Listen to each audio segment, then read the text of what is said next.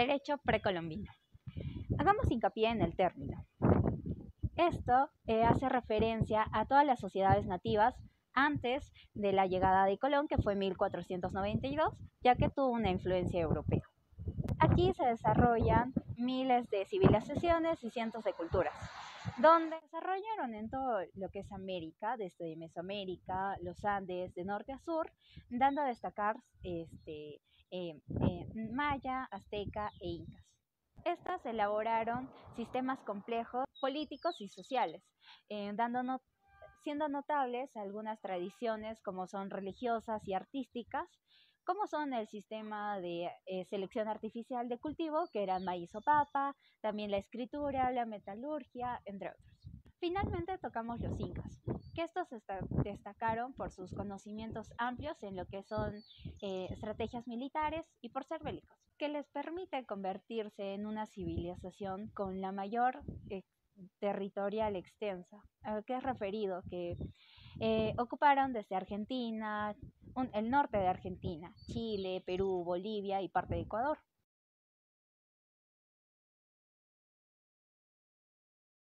Fuentes del derecho precolombino. Hablamos del Inca Pachacútec, uno de los emperadores más importantes del Imperio Incaico, ya que durante su gobierno el imperio se expandió de una manera extremadamente buena.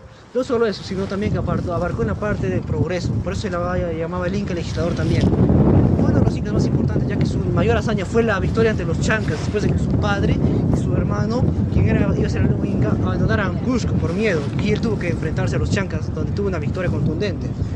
Hablamos de las fuentes del derecho históricas, en este caso, que mayormente eran naturales de nuestras culturas, más que formales, ya que en ese momento no había una forma de escribirlo, nuestras culturas no eran tan desarrolladas para eso.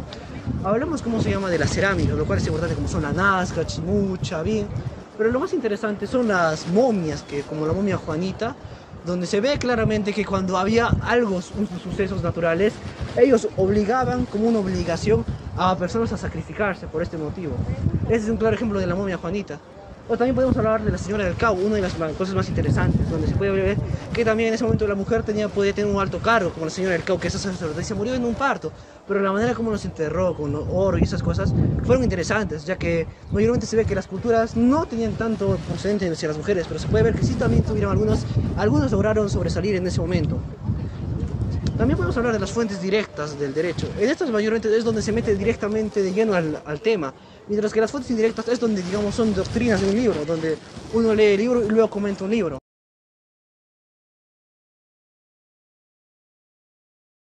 No existía un derecho penal como tal, pero sí estaba sujeto a no hay delito a pena sin ley. Este usualmente estaba dirigido colectivamente, no a los individuos. Todos eran castigados, a excepción de los niños lactantes. Hay que tener en cuenta que las penas en el tiempo del incanato eran demasiado drásticas, ya que simplemente no es una ofensa al inca, sino también era cometer sacrilegio. Las más usadas eran en la violación, donde los quemaban a los infractores. También lo que es la hechicería, los mataban a ellos y también a sus descendientes. La ebriedad, si es que era un caso de reincidencia, les pisaban en el estómago. El hurto, si es que era un caso común, pues les daban lapidación. Si era al inca, era la pena de muerte. Y por último sería el adulterio. Los lapidaban, los quemaban y a lo mucho, dependiendo de la situación, les daban pena de muerte.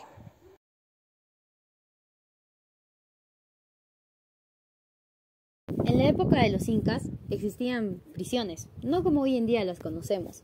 Según cronistas, ellos nos explican que existían 3 tipos de prisiones: la Zancay, la Bimbilla y la Arabaya. Esta última ocupaba media legua del pueblo y está ubicada al frente de la parroquia San Sebastián, ubicada en Upillay. Ahora les voy a explicar cómo eran estas prisiones. En la Zancay iban los traidores, brujos, adúlteros, personas que cometían delitos graves. Estos eran arrojados a un socavón donde ponían animales como tigrillos grillos, serpientes, cualquier animal que pudiera acabar con la vida del acusado. Y si éste seguía vivo, pues lo soltaban, puestos que ellos creían que si estaba vivo era voluntad de los dioses. En la Bimbilla era una prisión para los de sangre real o deudores del rey. En esta se cumplían cadenas perpetuas. En la Arabaya, en esta prisión eran colgados de cabeza hasta su muerte.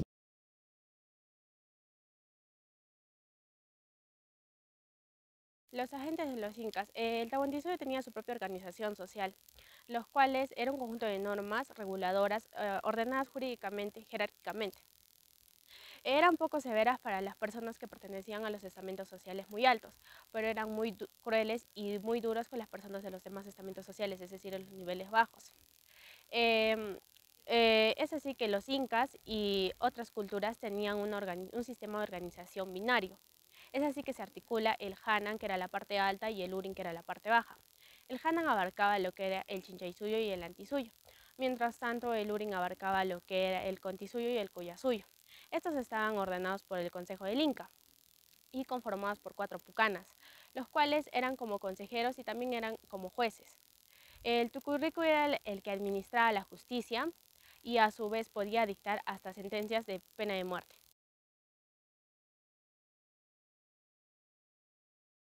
A diferencia del modelo europeo, donde las sucesiones se daban por el principio de primogenitura y mayorazgo, en el modelo incaico esto ocurrió muy diferente, ya que en el modelo europeo se decía de que el que tenía que suceder al rey era necesariamente el hijo mayor.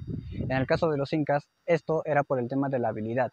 El hijo o familiar que fuera más hábil podría asumir el cargo.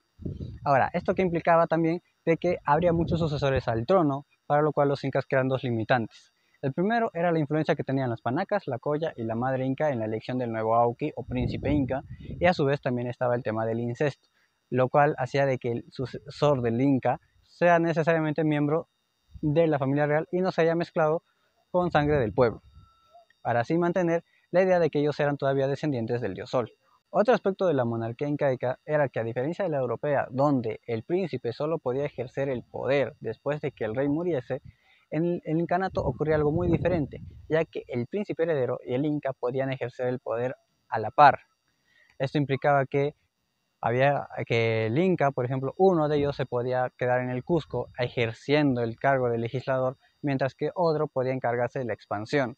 Ejemplo claro fue el de Pachacute con su hijo, ya que mientras él se quedaba en el Cusco organizando el imperio, su hijo, Tupac Yupanqui, era el que se encargaba de las conquistas en el norte.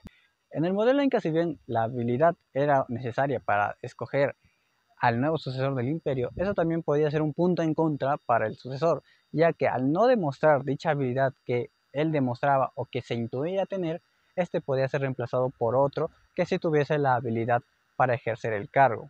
Un ejemplo claro es lo que ocurrió con Pachacute, ya que su padre Huayna Cápac en un inicio no lo escogió a él como inca, sino a su hijo Inca Urco, el cual se suponía que tenía que tener estas habilidades y más en el contexto de la futura amenaza chanca que existía. Sin embargo, al no demostrar la habilidad, sería destituido por parte de la nobleza incaica, siendo Pachacútec el que asumiría el cargo.